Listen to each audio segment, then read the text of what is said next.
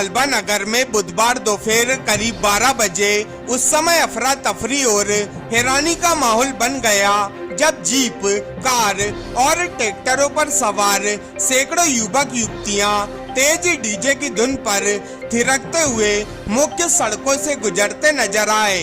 कई छात्र वाहन के बम पर, बोनट और छत पर बैठकर जानलेवा अंदाज में फेयरवेल पार्टी की एंट्री करते दिखाई दिए।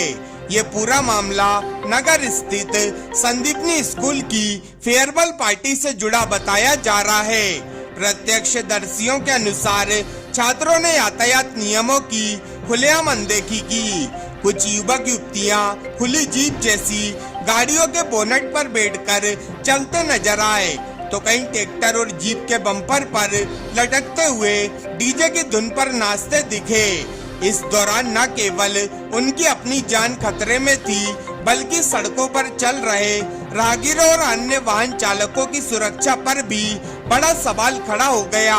इस पूरी घटना के वीडियो भी सामने आए हैं, जिनमें छात्र फुहड़ गानों पर नाचते और स्टंट करते दिखाई दे रहे हैं। नगर वासियों का कहना है कि यदि इस दौरान कोई हादसा हो जाता तो इसकी जिम्मेदारी कौन लेता।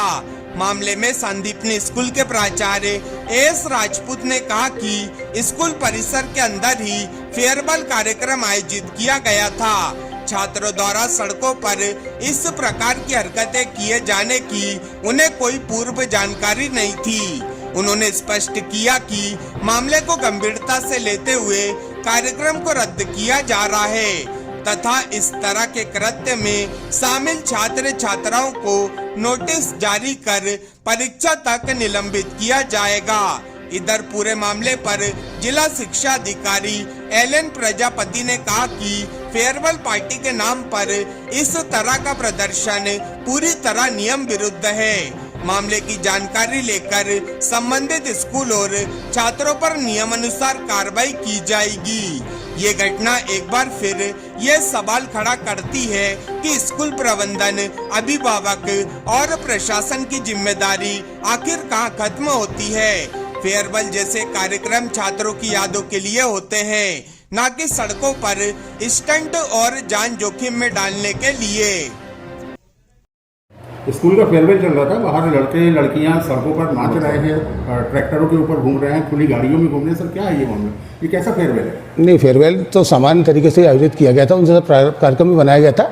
उन्होंने सिर्फ ये कहा था कि हम एंट्री करेंगे कार से, लेकिन इस तरह से वर्धन की एंट्री का पता नहीं था। अदरवाइज उनको बिल्कुल एंट्री अंदर नहीं दी जाती और मैं अभी भी इस प्रोग्राम को तुरंत कैंसिल कर रहा हूँ, तुरंत प्रभाव से, और उनको वापस भेज रहा हूँ पैदल अब, ठीक है ना। और इस बारे पर उनको आर्थिक दंड दिया जाएगा, अभी एग्जाम होने वाले हैं उनके, ठीक है ना। उनको बाकायदा जो है नोटिस दिया जाएगा और रेस्ट्रिकेट किया जाएगा स्कूल से, ठीक है ना। सर पूरी गाड़ी में, खुली गाड़ी में पूरे शहर भ्रमण कर रहे हैं, ये कौन सा नियम है फेयरवेल का? धारा 163 शहर के अंदर लागू नहीं, मुझे बाहर का ध्वनि प्रदूषण के लिए बड़े बड़े डीजे जो कि कभी नहीं बजते वो बजाए जा रहे हैं, रोडों पे नाचा जा रहा है, ये सब क्या है स्कूल का?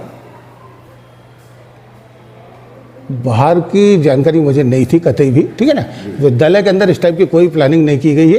सामान्य रूप से जो है एक रूम में जो है बच्चों को 11th-12th के बिठा के और एक सामान्य तरीके से, शालीन तरीके से फेयरवेल का कार्यक्रम आयोजित किया गया था। ये लोगों ने अपने मन से प्लान किया और कैसा कर लिया है, इसलिए जो लोगों ने मन से प्लान किया उनके ऊपर किसी प्रकार की कार्रवाई आप करेंगे? मैं वही तो कह रहा हूँ कि उनसे मैं नोटिस दे के एक तो रेस्ट्रिकेट कर सकता हूँ उनको स्कूल से, ठीक है ना। ये इतनी कार्रवाई में करूँगा, ठीक है ना। आपके स्कूल आज के कार्यक्रम का कोई ना कोई प्रभारी होगा, इसकी जिम्मेदारी जवाबदारी बनती है? नहीं, प्रभारी का मतलब ये है कि जैसे 12th क्लास के बच्चों को फेयरवेल दी जाती है तो उनके जो क्लास टीचर्स होते हैं, ठीक है ना, देने वाले प्लस लेने वाले, उनको है ना, वो कक्षा शिक्षक वहाँ पे मौजूद हैं। लेकिन इस तरीके की प्लानिंग की जो है कि ऐसा ये लोग करेंगे, बिल्कुल कतई किसी की जानकारी में नहीं था, ठीक है ना। मैं तुरंत इस प्रोग्राम को कैंसिल ही कर रहा हूँ इस तरीके से। प्रशासन की ओर से किस प्रकार की, आपके स्कूल प्रबंधन की ओर से किस प्रकार की कार्रवाई की जा रही है? जी, आपके स्कूल प्रबंधन की ओर से किस प्रकार की कार्रवाई, रेस्ट्रिकेट करेंगे, नोटिस देंगे, क्या करेंगे आप? मैं कहा मैंने कि नोटिस दूंगा उनको प्लस रेस्ट्रिकेट करूँगा उनको, ठीक है ना, विद्यालय से।